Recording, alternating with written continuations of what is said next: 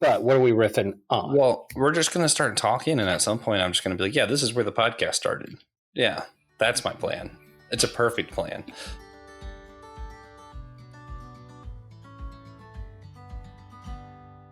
I'm a pretty unknown factor a lot of the time. I feel like whole church is just too like ambiguous sometimes, where we're just like, what do you believe? Cool. And how does that fit with the rest of churches? Cool.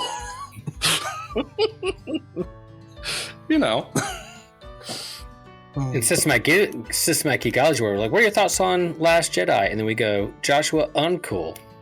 Well, that's so funny, Will, because I put those words, Last Jedi, in my outline for KOTOR 2, what TJ and I and a guest are going to be doing soon. You do know that TJ is a fan of The Last Jedi. Oh, I'm well aware. Okay. Like he's one of the people with good opinions on this. Yeah. Okay. Divisive. It is divisive. Yeah. Well, we'll say that about it. Well, so now that we mentioned like whole church just sees what people believes and how we can have unity, systematic ecology is like doing like the geek thing and thinking about it deeper in faith. What's my seminary life about, Brandon? We're starting. We're recording now. It's about me in seminary, which is over. So now it's just kind of awkward. I just sit behind the mic for 40 minutes and don't say anything. Just one sentence. I finished seminary. Silent. See you next week, guys. Yeah, no, it's it started as like this thing where I was talking about what I was studying in grad school as I was finishing my master's. Now that it's done, I'm looking at either classes, subjects, topics that I didn't have to take a class on. Like I somehow got through seminary without having to take an apologetics class. So that's like what I'm doing right now. Don't know how that worked. Good, by the way. Thanks. It's been, by way of downloads, it has been very popular so far, which is cool. It's been one of the most consistently listened to series I've done so far. So yeah, gonna be doing stuff like that, and then some just for fun series along the way as well, just stuff that I want to talk about. Like this summer, doing a whole thing on Bonhoeffer. Gonna be reading some of his stuff and reflecting on it. Yeah, speaking of Trip, he announced that like the next day after I announced it. I felt like I thought it was so funny. It's like, man. I will make a plug for that. Dr. Jeff Pugh, who he has on kind of as a Bonhoeffer expert, has written a couple books on Bonhoeffer, and they're fantastic. So I'll plug that. Nice. And there's a graphic novel out there as well on Bonhoeffer. Oh, I might look for that for material. That's fun. Yeah. Will, are you taking that class that Trip is doing? Are you taking that class? Yeah, I signed up for it. I don't know how much I'll plug in. Thankfully, he has kind of you can go, if you miss a particular class or a live stream, you can go back and watch or read what he's doing. But I do plan to do on that just because, us Lutherans claim Bonhoeffer as one of our own, and just coming back from Germany, there was some discussion, as much as we love Luther, there's a lot of things he said towards the end of his life that was very anti-Semitic and that Nazis latched onto that helped justify what they did. So Luther himself can be problematic when it comes to that, but I also remind our students and kind of like, the complexity of each person, what you cancel, what you don't cancel. Do you cancel the whole person or just part of it? Can you tease the good out and leave some of the bad? But I was able to share with that group. Yeah, Luther, he's a hero of the Reformation, but of course also very problematic. But then also what was birthed out of our tradition was also Bonhoeffer, who resisted against the Nazis. Yeah. So that same tradition that you can make a case led to Nazism, out of that tradition rose Bonhoeffer out of that. So we have that to claim of fame too. So yeah, it's really, really good. I'm really excited to be a part of that. And on that note, Will's going to be on. I'm definitely going to have Will now on during the summer to talk more about Bonhoeffer. So yeah, I was going to say, for those wondering, we love Tripp and his podcast, but they are not part of the network. We spent a lot of time talking about Christianity is getting Homebrewed Christianity is getting the most plug out of all of this. Yeah, that's not the goal here.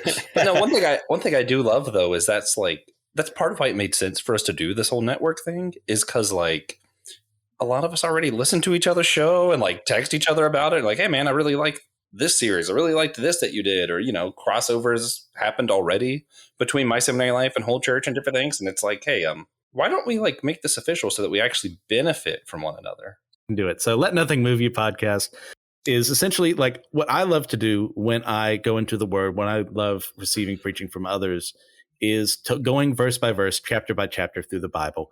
It really helps me get into a lot of the context of what's going on in the story. We don't just jump all over the place. Not to say there's anything wrong about that particular way of preaching. Like we do a sermon series on this to move to a separate one.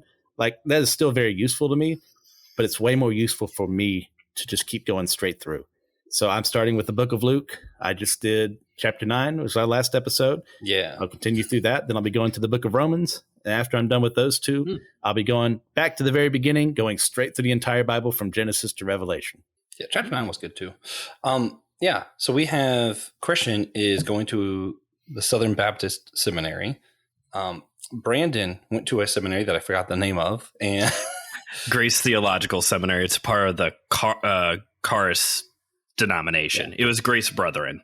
Yeah. And you're like somewhere between non-denominational and like good Baptist. Sure. Yeah. We'll go with that. Will is the most Lutheran to ever Lutheran a Lutheran. You know, like if Lutheran's a verb, it's what he does. Yeah. And, we'll claim that there are good Lutherans and bad Lutherans too. So, whatever. Yeah. And depending on where you are on any given day, there's those two. Yeah, I'm Lutheran. You would say cradle Lutheran, baptized Lutheran from a mom's side of the family who was from Racine, Wisconsin. And then, I had my college years of like, what am I going to be? I know I'm going to stay a Christian, but do I want to stay Lutheran? Do I want to find another denominations or something else that fits? And eventually I kind of came back around to home to say like, yeah, I think Lutheran is where I feel most at home, even though, of course, the danger of the single story, I'm a complexity and a paradox all in myself within me. I think most people are that way. I feel that. So I grew up Pentecostal, kind of became non-denominational Pentecostal at one point. I kind of just saw a lot of things wrong with the church. I didn't know a lot of these things like progressive Christianity existed or Trip Fuller. And I only saw the super like right conservative you see on the news that I was like, some of this is bad, like really bad. So I started a thing.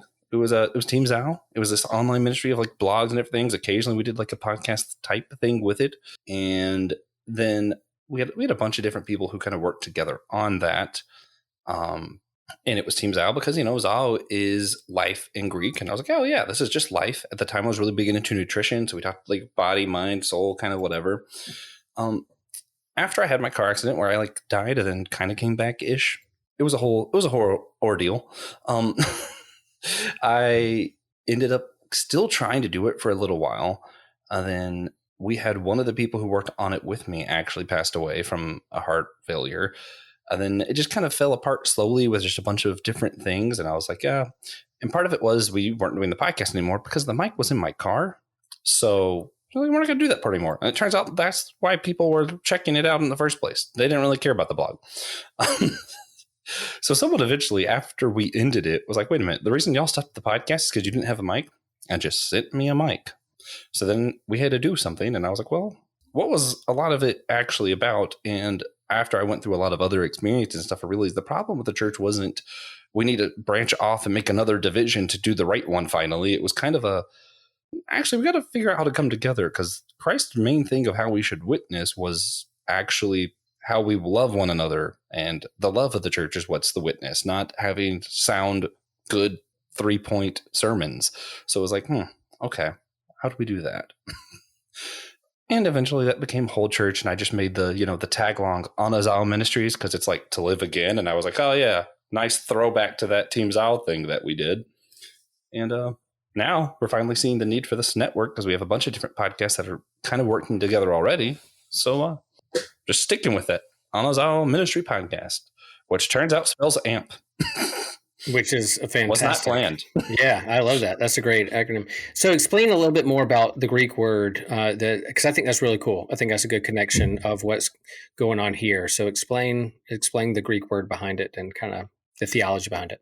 Okay. So it's technically pronounced Anazao because there isn't like an eh sound in like the Koine Greek, which is really difficult. So we pretty much all say Anazao anyway.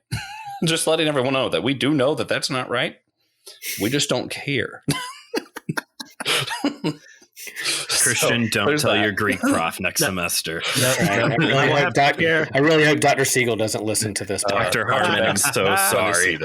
I'll have to care for a whole year, then I'll never have to care again. Oh, man. But yeah, so it is live again. And there's, I think there's only two places in the Bible that it's there, but it's either live again, be renewed, different things like that. It's kind of, there's a bunch of different things that it could be. Greek words have better and deeper meanings than a lot of English words. Mm-hmm. That's for sure. Yeah. But that's not the point right now. That's a different podcast. It's when I finally start my Greek podcast. But where it comes from in Luke, the story of the prodigal son, that's what the father uses. Oh, no. Brother. We prefer the one in Romans where it says that sin is going to be renewed in us. Wow. That is a thing. That sin came back into the world. Like that's actually like a whole part of like the other time that it's used. So it's used once. It's used once well. Like Will, I appreciate what you were doing. I'll be good. Yeah, thank you. I was going to talk prodigal son, but he went that.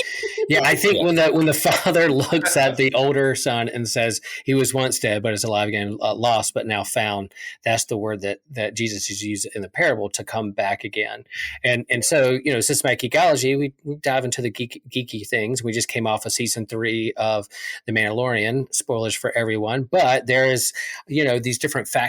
It's not huge, but it's like the factions within the Mandalorian tribes and religion. How do they come together and live again? And so part of this network, the reason I'm kind of behind it, I think it's great, is you have different tribes, different ways of looking at the world and faith coming together under one umbrella to express themselves, and we can work better as a team together than we do apart. So I think that's kind of the vision behind this network. Yeah, but we have no idea whether that happens in Mando or not because no spoilers.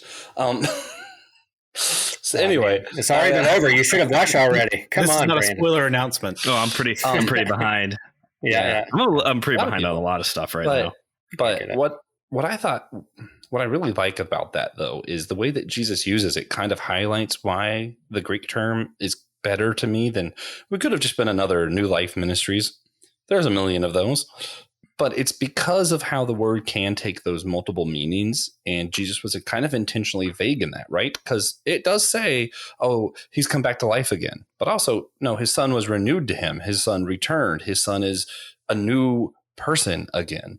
So the verb Anazao, which it is a verb, is a lot more complex than just new life. It's a lot more than just renewed because I can Anazao my thinking. I can, be renewed in how I do things. I can impact new information and renew my own stance, like redo it more or less, like hit restart, Yeah. And I think that, in terms of we each have our own audience and our kind of niche and an expression of faith, but on being under one network can reach more and show that there are others that we are unified, but there's also different personalities, different ways of doing things, and reach a larger audience. So coming over one umbrella, working together is a new way of doing that. And there are, it's not lost to me, there's plenty of options of faith, as you said, just another New Life ministry. There's plenty of faith podcasts. There's a lot of podcasts out there. And so there are a lot of options.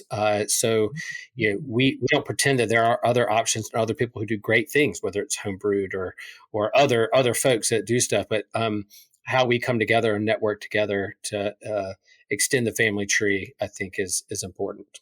Oh yeah. And part of like how we've defined what, I hate using the term, what our brand's going to be compared to some of the other ones. Cause we're okay just being another one, but we also don't want to just be another of something that you can get better somewhere else anyway. Part of I really like, we helped ourselves define the difference, just talking to one another, but also just kind of reaching out to other people. A friend of our network, Joe Day, he has his own network, Happy Day Ministries. And part of what really helped me come up with our difference is because I was kind of trying to describe that our thing is more Christians that think deeper, that aren't just going to be on the surface level. When we're doing systematic geekology, we're not just going to ask, how cool is Superman? We're going to ask, is he a Moses figure? a Jesus figure or a Daniel figure? Let's talk about that. Let's go deeper into it. When we're talking whole church, I'm not actually just saying, well, what do you believe? Okay, so how do we have unity? Or what if Superman was a Mandalorian? Yeah. And it's more of a, okay, well, if that's what you believe, what implications there impact these other doctrines? And how is it possible, if that impacts your doctrine of salvation, for me to have a different doctrine and us still work together, even if I question if that's how salvation works? And there's different complex things. My seminary life, it's seminary stuff. It's pretty hard not to think deeper about it. Mm-hmm. Yeah. And Let Nothing Move You is, he's not just reading the Bible to you and then kind of doing some emotional plea about it. It is, from my perspective, it seems like he's trying to do actual exegesis. Yeah, that's exactly what I want to do. I don't want a surface level reading of the Bible just to make myself feel good. It's like, oh, well, I read my Bible for today and now I can move on with life. No, I want people to focus on what is actually being said there. And I'm very grateful on another discussion that was brought up here earlier. I never would have found a lot of the podcast I listen to now without these lovely individuals in my life who recommended to check them out. It's like, I didn't know my seminary life existed until I saw Joshua, interviewing you on Whole Church. And, I didn't know about a lot of things, like I'm going to be on eventually the Halfway There podcast being interviewed at a convention. I didn't know that existed. I am completely caught up to something I didn't know existed until a couple of months ago. And that's 300 some episodes. I hate to tell you, there's a strong chance that won't happen now. God dang. But I still, I don't regret my time listening to it, because I got a lot of really good learning from other people, listening to their stories, how they came to Christ and what they did with it. And I never would have done that without all of this happening. For those wondering, Halfway There is Eric Nevins, who runs the Christian Podcasters Association. So if you have your own podcast, get plugged in there. He's really helpful. It's not a network, but it's more of just a group of people kind of helping each other, sharing podcasts, all that kind of stuff. And I learned a lot of podcasts that I really enjoy over on that Facebook group. So it's pretty cool. Brandon, you were going to say something, and then people kept talking. You forgot what how it works. It's fine. Oh, okay. I'm a background character. It's how I think of myself. He's the main character. No. But no, I was going to circle back to the whole, you said it's seminary. You have to think deeper. And that was the other reason, that's one of the reasons I started the show, is it was helpful for me it was like a form of studying, taking notes and internalizing it better. But I don't know. Well, Christian knows this for a fact that seminary is like really expensive. And it's kind of like the higher education, particularly Christian higher education, is like the biggest paywall that you have to pay to get information. Nice. If you want to be a part of their Patreon, cough up $32,000. Anyway, yes. Anyway, so for me, it was like, I'm not giving you test answers. That's not what MSL is. There's one very specific book review, I'm not going to say which one, that has a lot of downloads, and there's always a bump the same time every year. So I'm curious if there are people who listen to that episode to kind of get like the footnote version for the paper they have to write. So I'm a little bit more like mindful of like I was. Now I'm graduated. But yeah, this gave me the opportunity to bring conversations that are normally reserved just for seminary students for everybody, because I think that actually matters. There's some stuff. Well, Josh loved this series, but I took a class on ministry administration. You knew exactly which one I was going to say. I was actually about to bring that up. Yeah, I did a whole class on ministry administration, which is a little bit more specific. The preaching class I took and did episodes on that, those are skills for very specific people in ministry. But like systematic theology or, apologetics, a lot of the stuff, this actually is helpful for everybody. And I don't consider myself an intellectual, but I think Christianity needs more intellectualism. And one way to do that is to bring these conversations that guys like myself, Christian, Will, I know you were in seminary at one point. Josh, you're still kind of looking that direction, law school, seminary thing, you insane person. To bring this stuff for everybody, because it helped me grow. It helped other students grow. Seminary is not just like this dead spiritual environment that everybody thinks it is. Yeah. And that brings me to something that one of the main things I wanted us to talk about, actually. Your church polity, church administration class, all that whole series that you did actually helped a lot with a few different things. One, how systematic ecology, that podcast that Will and I both do, and Christian. Thanks. So, I don't see the whole screen sometimes. Brandon also sort of does. I make cameos. I was one of the OG hosts. Yeah, but but over there, it's Brandon actually is the one that helped do this. We had to come up with a paper of what do we believe? How should this thing be structured? Because for those who don't know, systematic ecology has like 10 different hosts right now, and it's like, okay, well, how are we going to make everybody's schedule work? How do we, pick our topics? How do we say what are we okay disagreeing with and agreeing on? Because we have everything from Luther to conservative Baptist to Pentecostals to whatever I am. I don't even know anymore. It's just like, okay, we have to figure out what do we agree on? How do we do this thing together? And then we're able to take that same document, rethink it and repurpose it for a network, because a network is a little bit more vague than a denomination. So we still have to agree on what whole church podcast listeners call the first tier stuff, like what is salvation, who is Jesus, that kind of stuff. We need to agree there, but I don't necessarily need everyone to agree the same denominational stuff. For a network, we can believe two different things about baptism, because I'm not going to be going to Christian's church service and then baptizing a baby. That's not happening. Or drowning the babies, like I erroneously said in our we're not drowning babies. The Star Trek episode of all things, wasn't it? Yeah, on systematic ecology. But so we kind of had to figure that out, lay it out. What are the benefits? Why are we doing this? So that's one section of this document we made. And then I'm still have some thoughts to share with you guys later. The next section was sort of community standards, how do we behave? What do we do? No hate speech, but if we disagree on some things, what does that look like? And then that comes to even some of the shared beliefs. What do we want to have shared beliefs about? And I think that was probably the thing that was the messiest was us trying to figure out how do we do this? And the funny thing was as someone who's wants to be a law student, I kind of loved part of it, because it wasn't really that we couldn't figure out what we wanted to all agree about belief wise. It was more agreeing about how it's worded, I think. Does that sound right? Most definitely. Yeah, most of it. Yeah.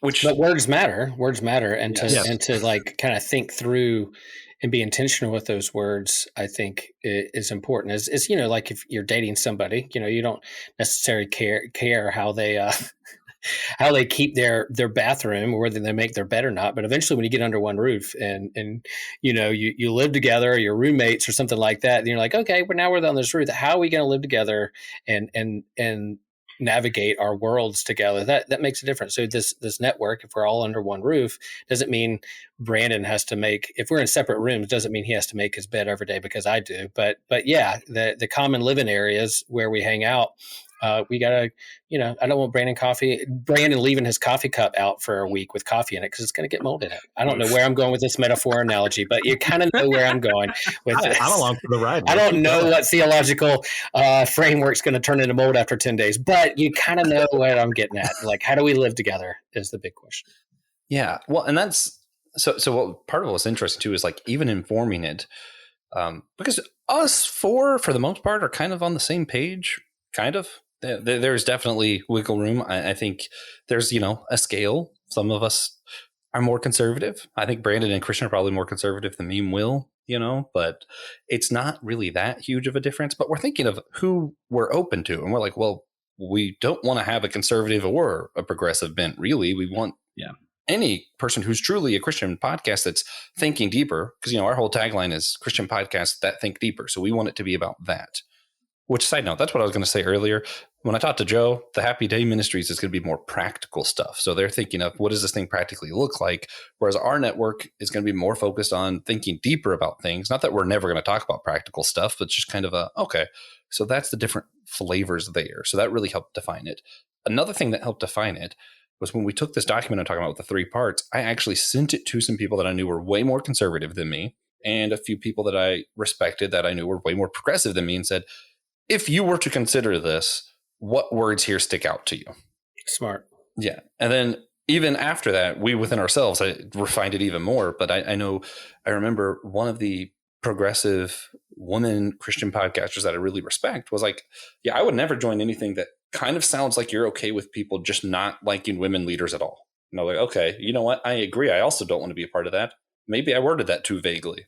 You know, I know at one point it was why doesn't it say that these people are God's beloved? You say LGBTQ community, God made them the same he made everybody else. But why doesn't it say anything about how he loves them? And I was like, okay, I do believe that God loves everybody. Let's make sure that it has that word then. But then I think I might have took it a little bit too far. So when it came back to you guys, you were like, beloved children. And what was the other word that was really like, y'all were like, that was a little bit too far. I'd have to reread the old document. And I know some of my conservative friends brought out a lot of the stuff of like, okay, no, but if they do this, that's not Christian anymore. So I had a lot of parts where I said, okay, only this far is how much we'll disagree. And Will pointed out, he just really didn't like the word only. So we had to work on that. Yeah. Only, shoulds, coulds, those kind of words sometimes trigger me. So, yeah. What would you guys say was the most challenging thing for us, or if you had to pick like 2 or 3 that we had to agree on for this, that people might be interested to know that this is where the network thinks about this?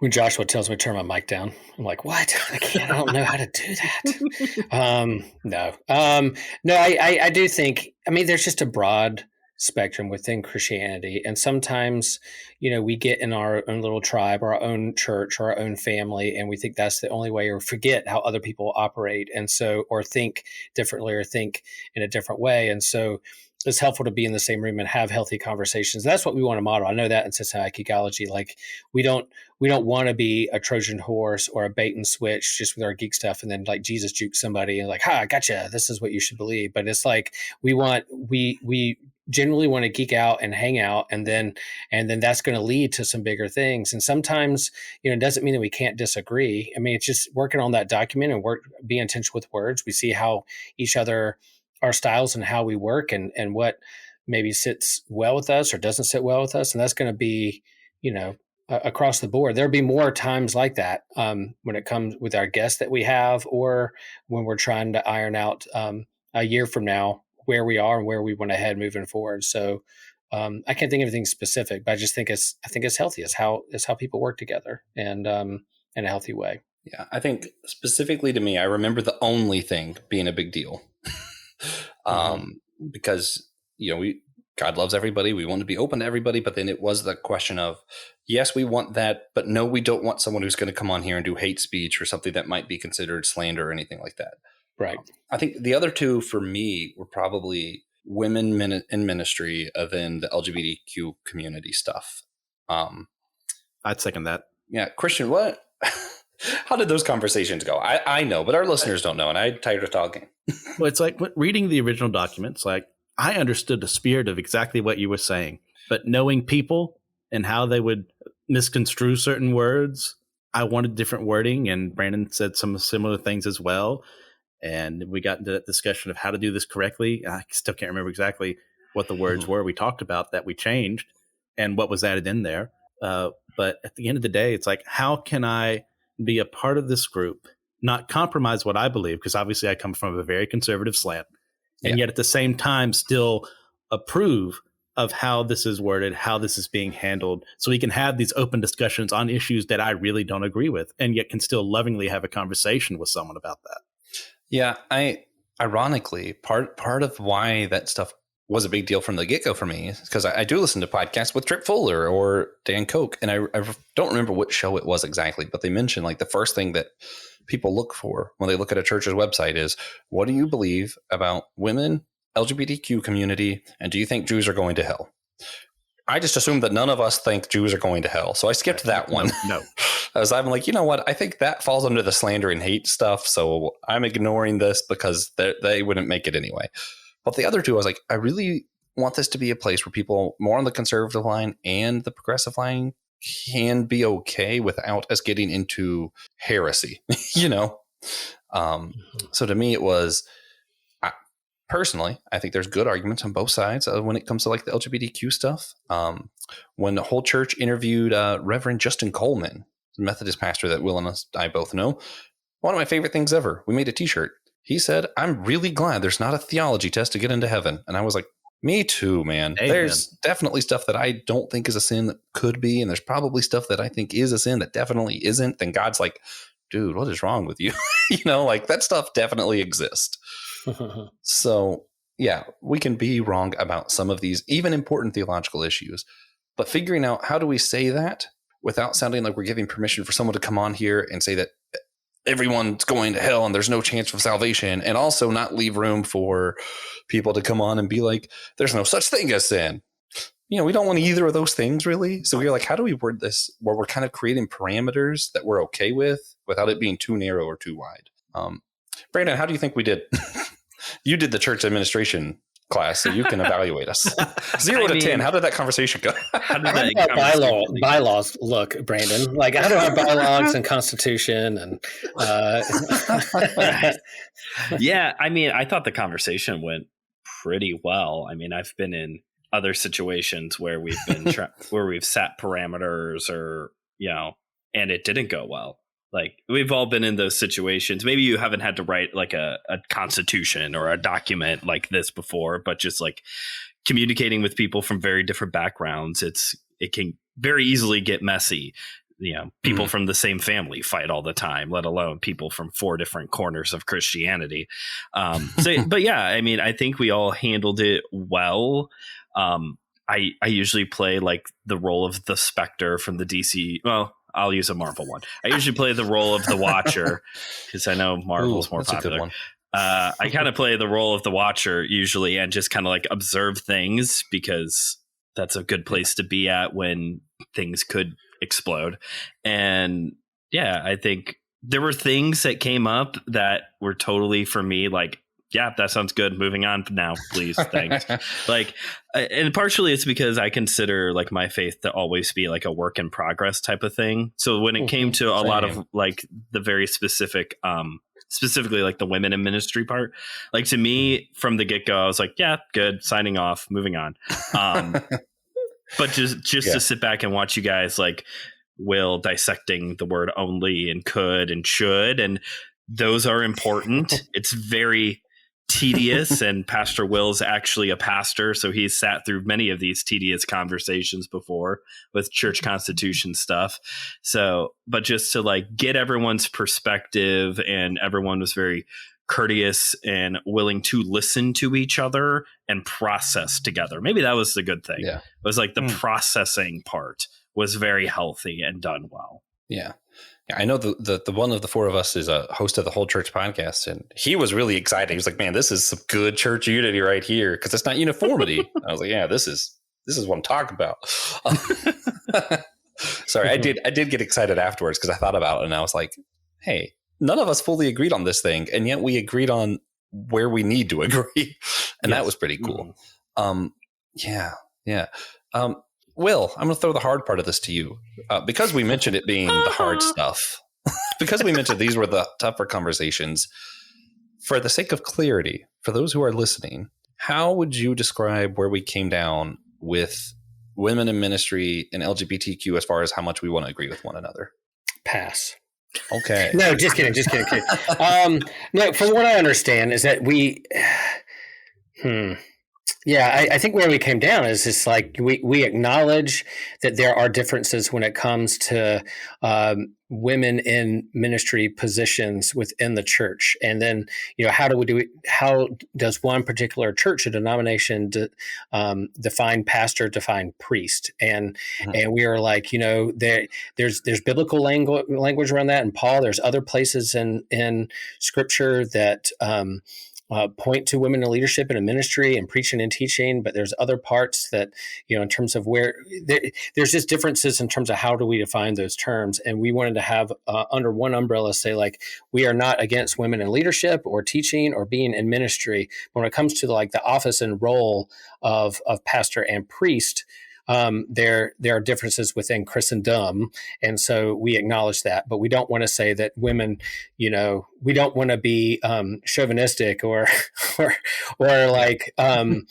being a or misogynistic and or demeaning in terms of like half of the human population, where my wife has a doctorate in education that teaches, and I know some of my favorite theologians and professors in seminary are women theologians, and so and preachers within my own denomination and preside at the sacraments. But there are other traditions that don't acknowledge that. But we wanted to acknowledge that the differences, but then also say that we are in our network. We're not going to deny or overlook half of the population, human population. Does that make sense? Did I summarize that right? And and what I thought was really ironic is we had that conversation, and the very next week, Christian released a podcast where he talks about how he doesn't think that women should be priests, but thinks that they should be in ministry and in leaders. And I was like, "Did you do that on purpose?" And he was like, "Oh," like he just was unaware that he did that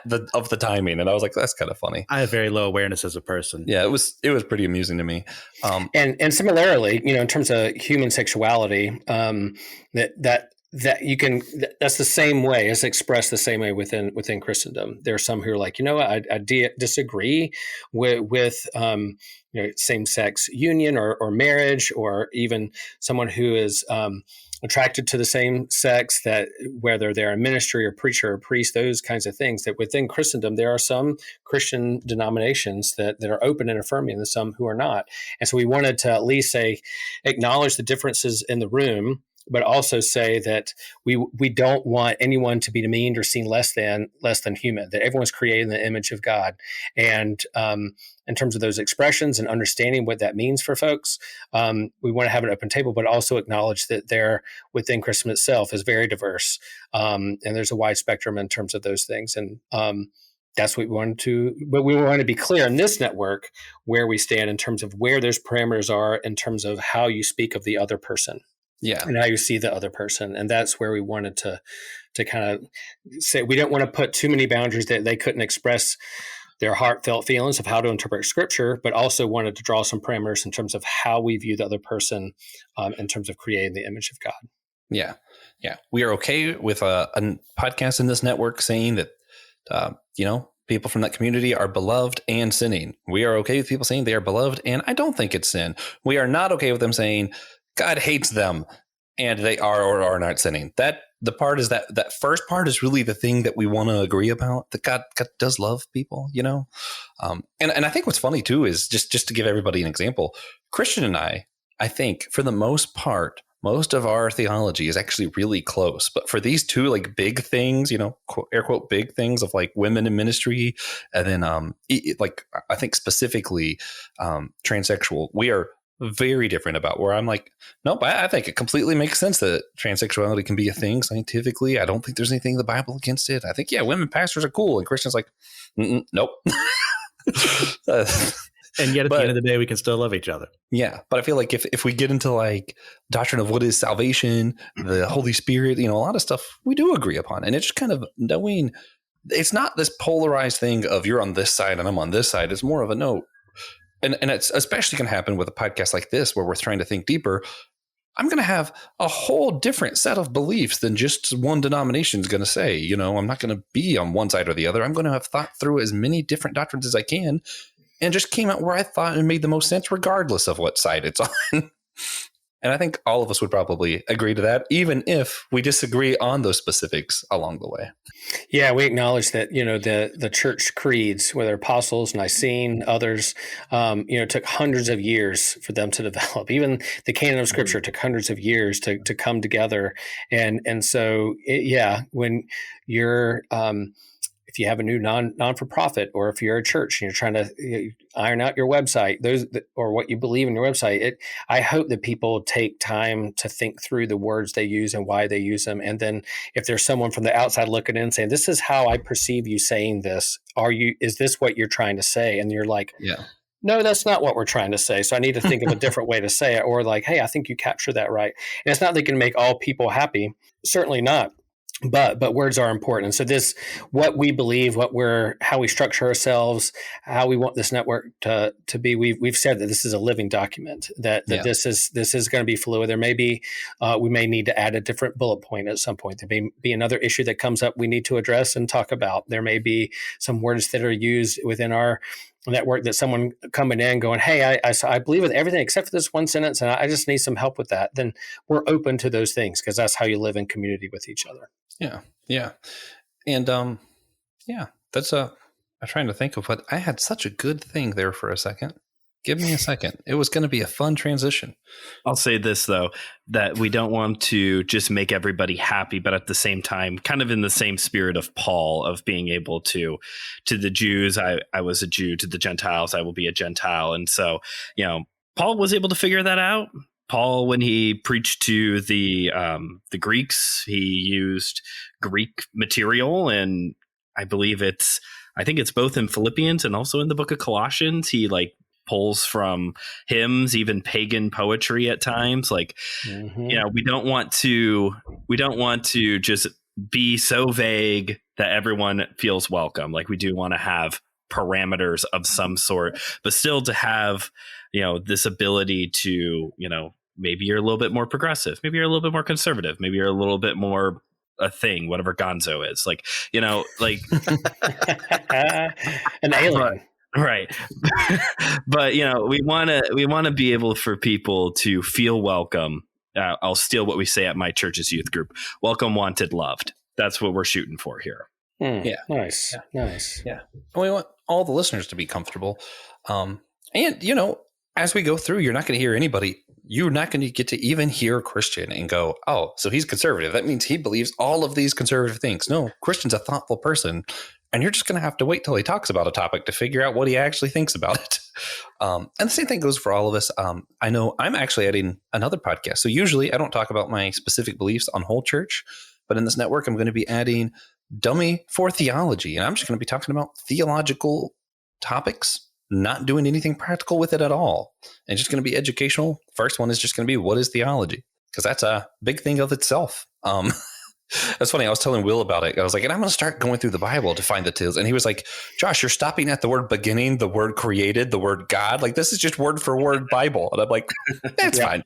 We're going to go through the entire Bible word by word. And so it'll be thousands of episodes, hundreds of thousands of episodes. And I'll also say that, if you hear us say something or you hear us label ourselves something, don't automatically think that we're lumped into, give us the benefit of the doubt and be easy on us. You may hear, what if you had a bad experience with a surfer at some point? And then you hear that Will's a surfer and you're like, I hate him because he's a surfer. Maybe I'm a different kind of surfer than the surfer you bumped into who ran you over when you were at a beach vacation when you were 5 years old. I think, don't lump us all in one thing. Be easy on us. And if you hear us say something you don't quite understand, reach out to us. We are totally open to a DM or an email or a text or a call to say, I need to talk this through with you. Help me understand where you are and give us the benefit of the doubt. Be easy on us because we're still learning and growing too, as Brandon said. Oh, well, then I'm going to be triggering and let everybody know. I also, same thing applies for the LGBTQIA plus community. If you go through those letter by letter and try to figure out what I believe, I don't believe the same thing across the board there. I can't say that I am, affirming or not affirming of the whole community because there's some things that I'm like, okay. And then there's K is for kinky. And I'm like, you're really going to have to tell me what that means before I tell you what I think about that. So yeah. You could think through each individual letter if you want, or every word of the Bible and listen to Dummy for Theology. Or we have another one. An anonymous host is going to be part of this, and he's very different from all of ours. It's going to be a very explicit show, and he's it even starts off, because I heard some of the episodes beforehand, starts off with a lot of satire, making fun of some conservative Christian points, and then getting deeper into it later on. Is it anonymous because it's Jon Stewart? Jon Stewart, Anazao. Star power. Does he have a cool name? Is he like Dr. X? Please tell me it's Dr. No, X. it's the foul-mouthed preacher. Foul-mouthed preacher. All right. Yeah, that's the name that he wants me to put on the podcast show itself, so it'll come up on your feed and say the foul-mouthed preacher. And I'm like, well, is it my homiletics professor in seminary? Because boy, that guy cussed like a sailor too. So is he gonna? Well, it's actually Dr. Ridenhour. Dr. Ridenhour is going to be on our podcast. Yeah. Every third episode is him. Every third episode's Jon Stewart, and every third episode's Trip Fuller. But don't tell anybody. Also, it's not those things for those listening. Plus, you would be able to tell Don't if it's accuse Jon them of that. Stewart. You know that guy's voice. Like, Yeah. Yeah, it's kind of obvious. Yeah. Well, guys, did y'all have anything else you wanted to add, or Hey, whether you leave your Mandalorian helmet on or whether you take it off, I think you're a brother or sister in Christ. Amen. Will is doing his best to like spoilers without spoilers here, and it's killing me. Well, Brandon, I got a special sign off for this one. Tell me what you think about this. Remember, I can't even say it. I was gonna do yours, but I just can't stop but laughing. Yeah.